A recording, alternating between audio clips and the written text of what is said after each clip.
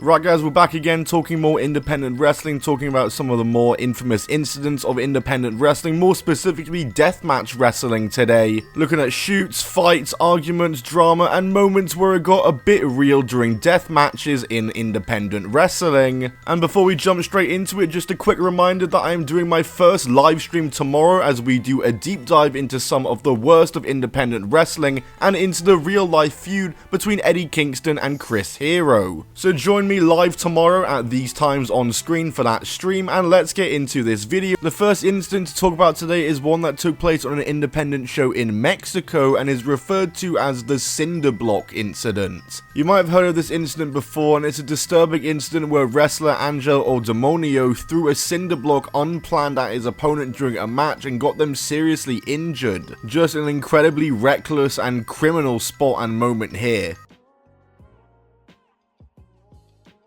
Tenía preparado, oh, viene por unos tabiques y vaya que son grandes, así que esto ya pasando a ser de una lucha en donde estaban el ataúd y el alambre de púas y las sillas. ¡Oh, qué sillazo el que le está dando el cuervo a la cabeza del ángel demonio! Durísimo. ¡Oh! Le repite la dosis, no se puede esconder, no se puede hacer a un lado el ángel demonio. Todavía resentía el primer impacto y recibió el segundo. Mucha atención. Tiene dos tabiques arriba. ¡Oh! This match took place on the 19th of November 2018 on a G1/Lucha Memes, yes there is a promotion called Lucha Memes, /Lucha Libre Boom collaboration show. It was a casket death match between Angel and a Puerto Rican wrestler called Cuerno. As you saw from the footage, getting hit by that cinder block knocked Cuerno unconscious, and after staggering to his feet, he was rushed straight to hospital and he had to undergo emergency surgery in order to remove a blood clot from his brain, all caused by that right there. Thankfully the surgery was a success and he made a full recovery, but Demonio was widely condemned by the entirety of the wrestling world, with some very angry tweets towards his name. Kurt Angle particularly said, "Give me 10 seconds with that stupid MFer that threw the brick, shouldn't be anywhere near the business." Cuerno was suspended indefinitely from that state in Mexico from wrestling. However, he didn't really stop his wrestling career and he did continue to wrestle pretty soon after the incident took place and on a regular basis across Mexico.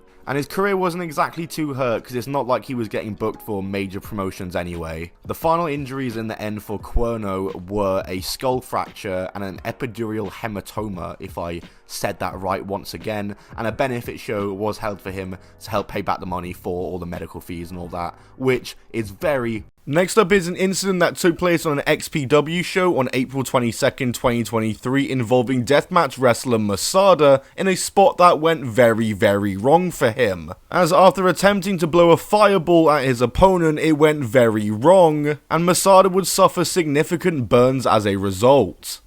Shit!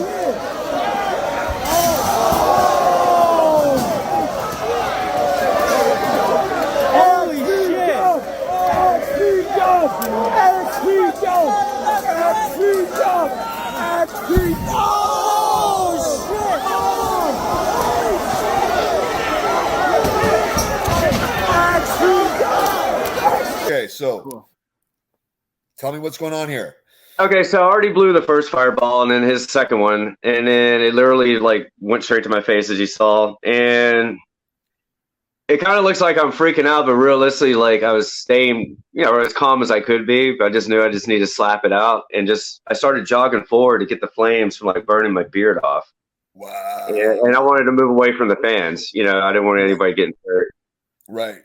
But as far as like pain goes, like honestly, like Renee, it didn't hurt at all. Like and it wasn't even necessarily like adrenaline going. You know what I mean? It wasn't until like my skin started like blistering up and like, coming off. That's when it really started to hurt.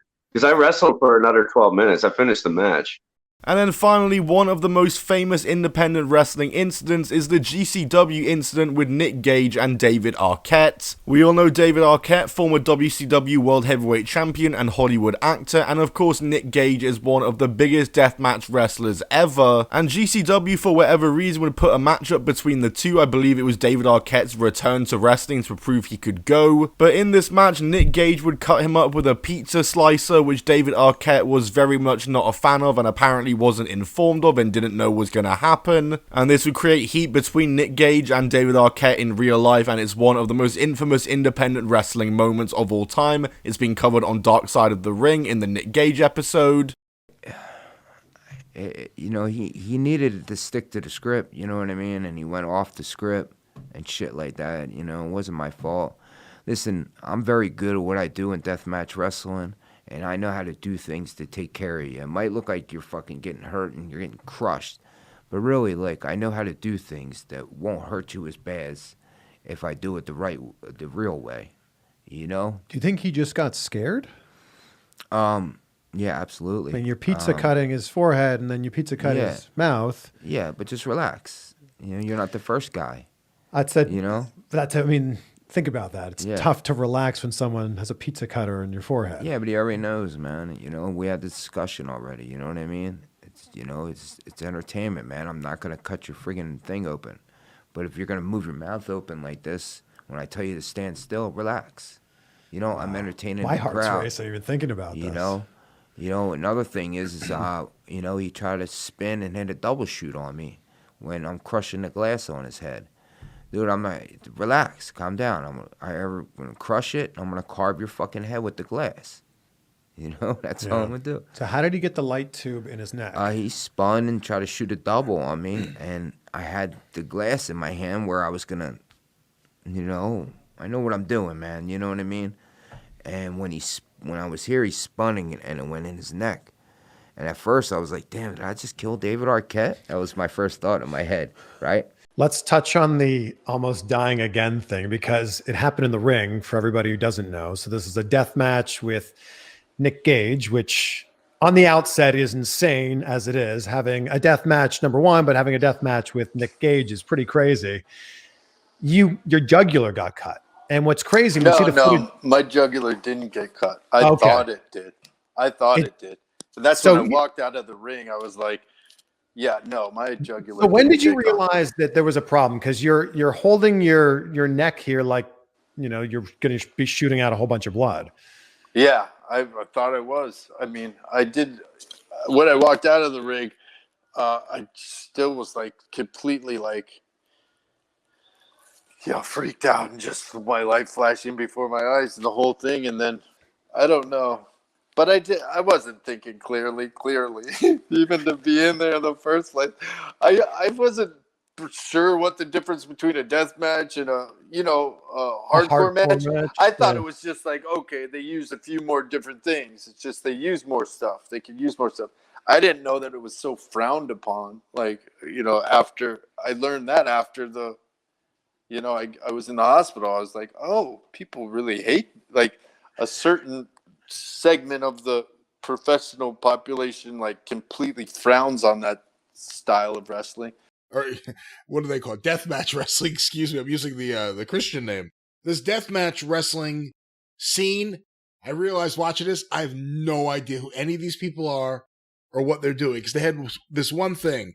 I've heard this name Nick Gage for years. I had no idea who he was, or I knew about the Arquette incident, but that was it. Yeah, that's why I saw that clip and a couple of the other clips to determine that, something's going on with the guy. But otherwise than that, I have no idea. Something mentally I'm talking about is going on. But I've never seen him before. And I came out of this really sympathizing with Arquette for this situation, actually.